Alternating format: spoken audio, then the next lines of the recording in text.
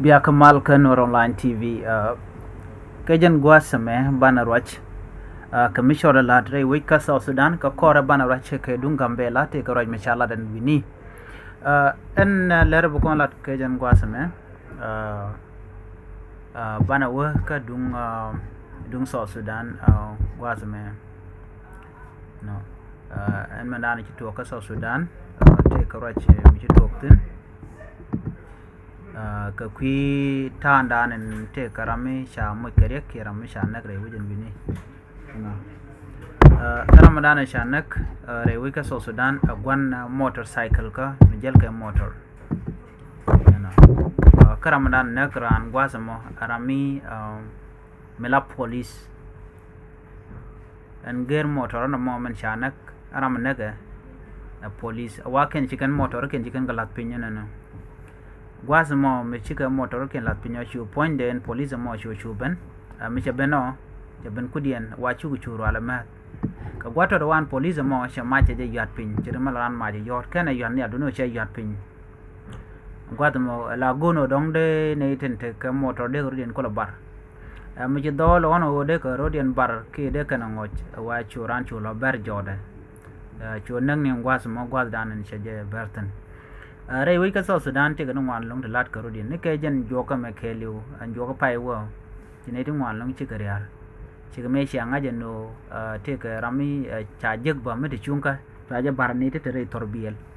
I should lose to Ramkel to take a bot. Beja mat gore care, co Canada content Kulaganga, Canada con Nakana. Gore Jenny contrary Wika South Sudan, Braro the Titco, don't area made to Okaja. Namo ada gua ko de yana ling ka dob dan de yan rudun ganga jere wi ki juba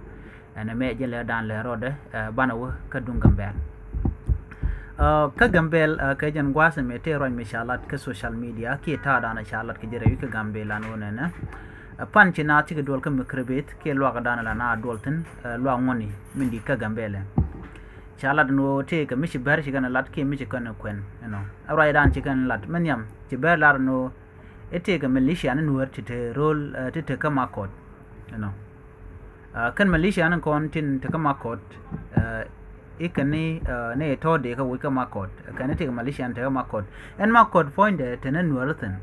when nuwari every nuwari alo tel de intaten ke jiwich te tina ko hok ka gat kamen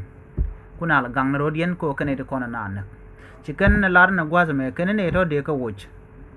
kamlo kan no bi ka jen ka makot de ka yet ke kum ji karoi ma ji kana lat lo lat kano de ne de konti la tila dini Ethiopia ten de gambele de kan yet kaneten konti la no retin de ka dawich ka makot rawde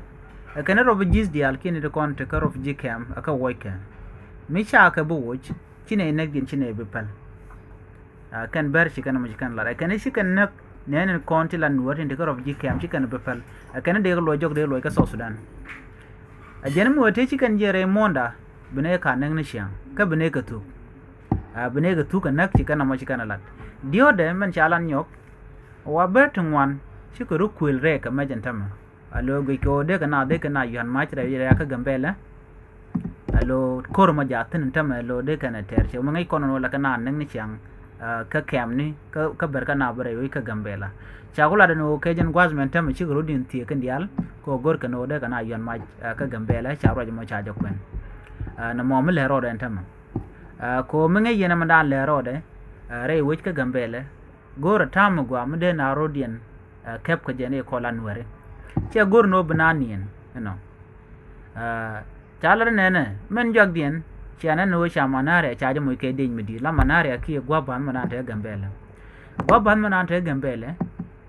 jen ne gwa de dane chala je kumino de na oten chinwar chikana lok ko la na la ka wen na katen eneme akel mi bej ka gambele dung bus station ke gwa la banya kut ma la banya chungten ko en gwa bas ni man kwa la kong na gwa dan te ber te katen ka ber la kana la kan kana ano mona karwade shi kume shugu jeno mi dong de kume de je latin chike de je latin dong de nuar de kaben mela de longwa zamo ka gambela la ne dialan kontin tilan nuar kan ida kon je kon ka kan ware kan ida shuch melare ka manare ala dung bus station on wer pain ken ejen gwa dana jeg bar jikan kon din tin no enna mo ore kel mu jagga mbele ko baterere ka ko gorga jeno de konde je point ware antama chala no chadi chaja nang ne chaja nang gwa bas no mo ende je nana cha nang tin awa ban ware baka gang men ngai kona long ka tok la pel kana na ko de gorno bete tin walle de tin ru de tin mol ka ko mo ka je ke take you to come ka bala ka mo ke yo mi chwina te ru ye tok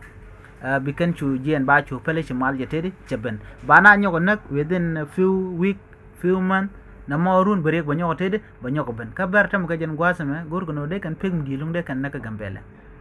anwar gor kan mal duno ber chikan mal chikan gor ko tilet kan ka chika de mal non ka gambele antama dung manari aka ke bus station ngode rol na mo yene ko lan weren kon la yak ko den wini gorje en wo biaruri aleka kata dan en bia chiang na rodun ka udun ka manare ko ngwad mi de inna kana time de rande je mo kereng midi ne me ejen le dan de konling ma de den gwasa me bana roike ku bangladesh win mutake india duno ko wala chongoro den bangladesh fonde ejen gwasa ala kwara shiro da bar cha kwara cha jo dawo jan tam an juji dana cha joja ko an jan wace run ce wuce jar wai ke run tunwan an bangladesh ana an ruje ce ruike ke ja waka kor gwazan paiwe ci student ci lodin je ko mana le waka kor pada paiwe ci ne ko ku dang jok ce kanak ana an tama ci shega mo ci roda barre wuce ke kwara na ke bangladesh ci roda barre wuce katanda nan je ke che nyona jaje jo janta me woj bangladesh te pin de ni ke de ni she kabo ti den je kula laro ne ne bne kwar den bne nyoko kwen ti ke diwe jogo no pala rodun pin ci kwar danan gwen no je cha jen cha je woj ko ne en kwar mo cha mo ke tan jen dang mo ni badak ko ber resign ki berode woj kwar ga no ka jen cha jen kwar ke lo alo chinga la royal family kan Canada content right with Bangladesh antama tirama mo cha jen cha roda barwe de dien mi cha ngai duno ngai je denyo ki denyo kulo bene korden bene nyo kwan bene nyo kwinyok antama en wuje mi Bangladesh ka jan gwasma antama ala kwak de ala konante dolle dane lana ti dol kume man chal ka luang wonni ke liu cha ja wanga kan chikan kwak de ale ngi tol chikan to ngwalung chikan ka yartan munyo da gwa shire ga me da ne ci to ka Nairobi gwa da ne shi reke to me cha na ne re konti la tin la jiwo me cha ka la da jek cha en kon me cha yo niam en me shi ga ka ko ne ruto en tama na me je ndan le roda ngani ka ne de kon la shuru wach mi te re me to ka la wela jari ala ka mo me ni dung so sudan mo kan be ala ka mo dunga bal bo be al ngani ka ko chi federal government chela kerna mor ke gambela ko wona je ka long na me agenda ni ling ke clair konde kon ga link kan online tv en biata ko mal ban nyo je ko mo den bye bye